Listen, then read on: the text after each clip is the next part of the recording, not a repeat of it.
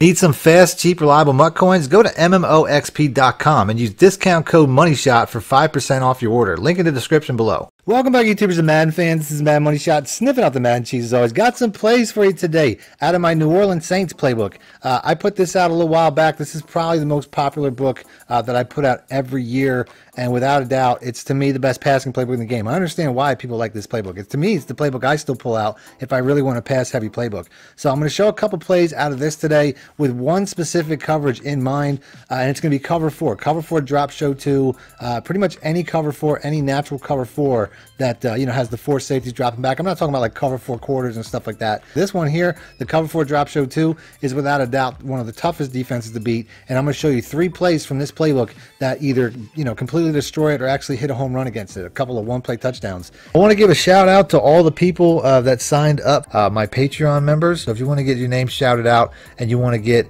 access to my full breakdown videos of all my ebooks that I'm putting out, all you have to do is become a member. Starting off with Adam Sins, TJ Lovato, Ryan Senegal, Terrell Douglas, Scheme Bullies, Charlie Taylor, Ty, Shane Eldridge, Kevin Curtis, King Madden, Nicholas, Jose Morales, Victor Alejo, he's been a long-time member, Clayton Walker, another long-time member, Tom Mallory, Mike Flanagan, all these guys are very long-time members. I appreciate you guys very much for helping this channel out.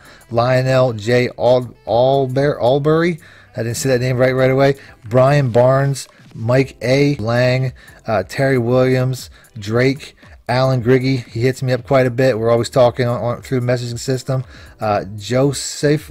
Josephus West, sorry if I didn't get that right. Antonio, Kenny Brady, Brian Schwartz, Trapanga, his name cuts off there because I guess it's kind of long. Trapangnier Gentris, Adam Campos, Alan Roberson. Also want to shout out some of my newer members like David Elliston, Charles Edwards, Joseph Villaflor Jr., Ronald Thomas, Josh Stevens, Charles Abrams, John Hillman, Don McDonald, Thomas Doherty, Stan Smith, Anthony Laquan, Michael Martins, Wayne Forshee, Junior Green, another long time, Ronnie Davis, Landis Pelt, Lee 42092, James Rippey, Philip Montgomery, Yvonne Jewett, Edward Brown, Kiawa Wright, Armani, Ian Morris, Buddy Brewer, Ruben Gutierrez, Dozer 772008, Terrence Edward, Eric, Kevin Phillips, Eugene Morris, Troy Scott, Pedro Jorge Rodriguez de Carvalho Bernardino, Will Brown, Ron Young, Augusto Correa, William Brown, Rashawn Johnson, Tone Time, Gabriel Schiller, Corey Roberts. I'm not really sure how to pronounce this name because obviously it's in a completely different text. But I talked to him quite a bit. But like I said, I'm sorry I don't know how to pronounce your name, but I'm giving you a little extra time to shout you out. Brandon Cockruff. Special shout out to my buddy Bill Cawthon, Travis Skates, Douglas Morris. So that's it. That's the full list right there. If you guys want to get your name shouted out, join one of the 2. Or if you just want to get the extra content that comes with it, make sure you join one of the 2. But for now, I'm going to go ahead and I'm going to start off with a play. I already put this play out this year out of the Gun Stack Y Flex, and it's still one of my favorite plays. I love using this concept in other playbooks, and the play is the Drive H wheel. So let's go ahead and let's pick that.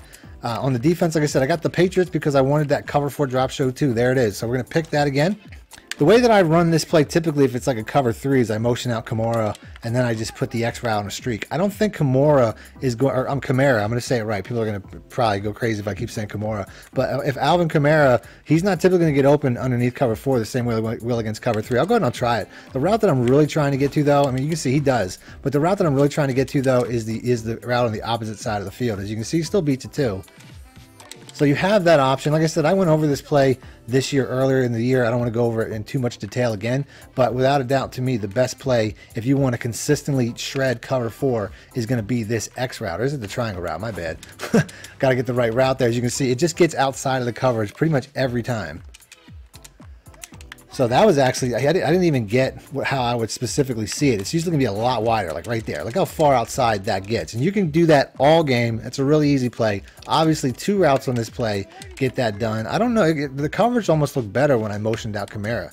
So I don't know if there's something to that. But you can see like both of these routes are just going to destroy cover 4. And they can't user that because you have a route on both sides. It's not like your opponent can say, okay, there's one route beating me. I'm just going to user that. No, because there's one on each side. So it's like whatever one they decide to try to user, you have the other one, and it's a really easy play. So to me, without a doubt, this is one of my favorite plays to use.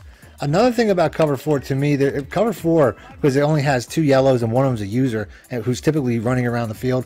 A lot of times to me, cover 4 is one of the easier defenses to beat over the middle. As you can see, like we have a high-low. So to me, there's really 3 different concepts on this play that can beat cover 4 traditionally. You just have to watch where the user's going. If the user starts going over to the running back when they see the motion, obviously then you're not going to go his way. You'll go to the Y route. If he goes, you know, say he leaves the middle of the field at any capacity, the A route and the B route are going to be really good. But to me, if somebody's cover 4 moving it all game, you got options for days on a play like this. My next favorite play is out of the gun empty Y Saint. This is an empty backfield look. Traditionally, this play, the deep end, I used this last year. It was a really glitchy red zone play, and I don't know if they decided to patch it, but they essentially made, I don't know why the play's different now, but I'm gonna go ahead and pick it. The deep end at the bottom.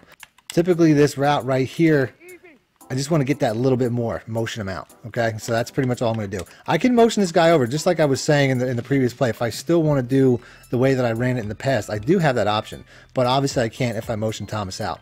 The A and the Y route are actually check and release plays.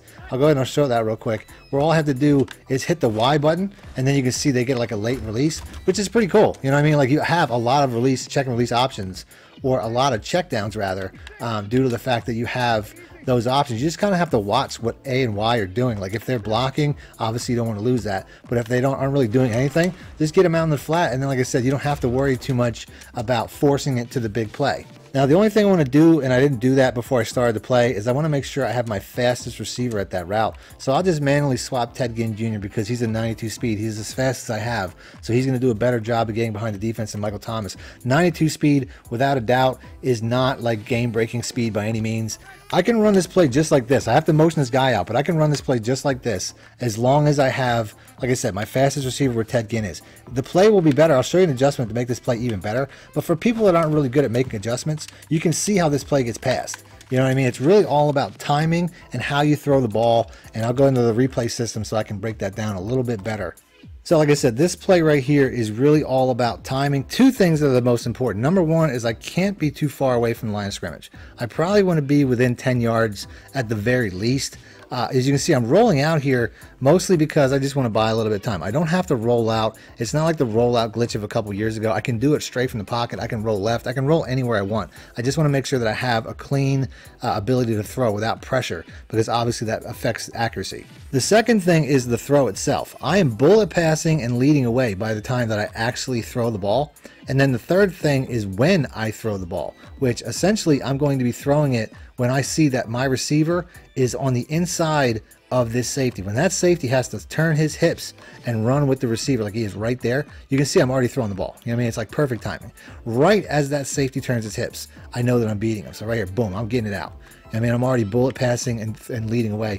And you can see, it's just that old-fashioned adage, if you're even, you're leaving. And basically, he's even with that safety, so he's gone. And then he's also, he's past this guy. You know what I mean? Like, by the time that I throw that ball in the air, he's already past this guy. He's flat-footed. He's not turning and running. So I just have to throw to space. And that's exactly what I do. Like I said, I didn't even get the most separation that I typically will, but that's enough. You know what I mean? It's easy. Nobody even touched me. I only have a 92 speed guy. If I had Tyreek Hill running that or something, I mean, I'd have a 10-yard gap. The only adjustment that I have to make every time is motioning out Ginn. It's such a small motion, your opponent might not even notice.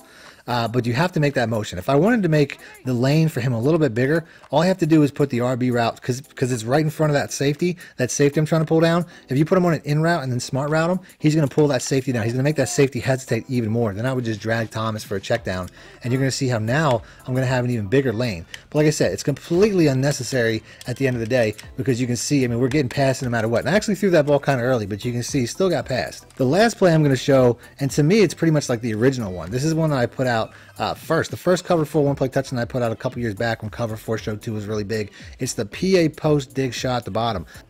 So like I said, this play, once again, you don't have to make any adjustments. I'll just block the running back. This play is going to have the one-play touchdown effect once again, although that ref was really freaking me out. So right there, like I said, I actually got hit. You can see we still got passed, even though I got the pressure accuracy decrease. Once again, there is an adjustment you can make to make this play a little bit more effective, but I'll save that until I get a clean pocket. Like I said, I thought that was like a ref at first. So like I said, right there, boom, I got that out way late, but you can see it doesn't matter. I'm getting the animation. I really should have got that out a little bit earlier. But you know, let's go ahead and let's do this one time with the adjustment. Like I said, all I'm gonna do is I'm gonna put the B route here on a drag, and the only thing that really does for me is it's just going to give me a better check down than the route that he's in. It doesn't change the play by any means. It doesn't make Ted Ginn get any more open, but it just gives me just a little bit of a better check down, which is really what I want. So we're going to roll out, and we're just going to, like I said, that was the best throw that I got as far as timing, and you can see how he just gets past it. That was perfect timing on a throw by me, so that's why that worked out so much better. So that's it. That's the vid. Hope you guys enjoyed it. If you want to see more videos like this based off of specific coverage, just do me a favor with the like button. I'll do that next. Other than that, thanks for watching. Madden Money Shot out.